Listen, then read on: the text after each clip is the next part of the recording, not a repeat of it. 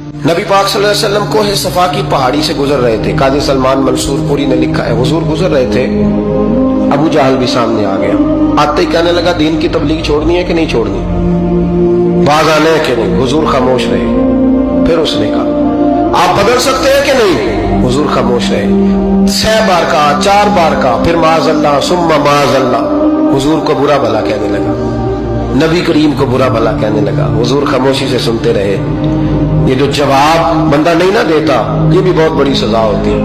उसे समझ ना आई, जब हुजूर देर तक खामोश रहे तो गुस्से में लाल पीला, बोलते क्यों नहीं। इतना गुस्सा किया कि उसके हाथ में डंडा था, उसने रसूल पाक के सरे अक़दस पर डंडा मार दिया। हुजूर ने सर पे हाथ रखा और अल्लाह के हबीब घर की तरफ चले गए, बोले नहीं। अब्दुल्ला बिन जदान की लौंडी देख रही थी, वो नीचे उतरी पहाड़ी से तो हजरत अमीर हमजा हुजूर के चचा शिकार खेल के आ रहे। वो खातून सामने जाके खड़ी हो गई, कहने लगी, अमीर हमजा, मोहम्मद इब्ने अब्दुल्ला सल्लल्लाहु अलैहि वसल्लम को अबू जहल इसलिए मारता है कि उनका वालिद कोई नहीं, कोई पूछेगा नहीं, बरादरी सारी मुखालिफ हो गई इसलिए मारता है। तू बड़ा दलेर है, शिकार खेलता है, भतीजे का नहीं पता।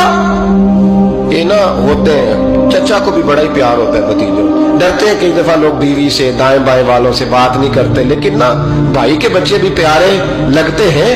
मेरे अपने वालिद के पोते वो प्यारे लगते आते जाते। वो जब औलाद के सामने खिलाफ बातें कर लेता है ना, लेकिन उनका दुख भी अपना ही होता है, उनकी तकलीफें भी। ये रिश्ता है, ये भाई नाखूनों से गोश्त अलग नहीं किया जा सकता।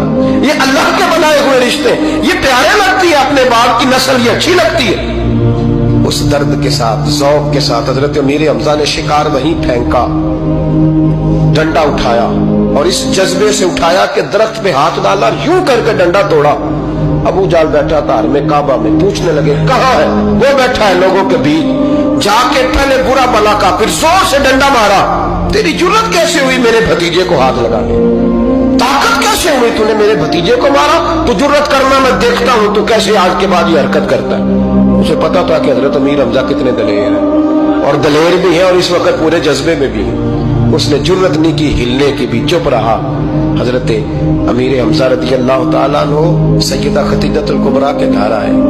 अम्मा जी हुजूर को पट्टी कर रही थी इतनी देर। नबी करीम ने चच्चे को आते देखा ना, ये बड़े जख्म बड़ी जल्दी ताजे होते हैं। उठ के खड़े हुए। जब हुजूर ने उनके कंधे पे अपना सर अक़दस रखा तो रोने लगे महबूब करीम। हजरत अमीर हमजा भी रोए।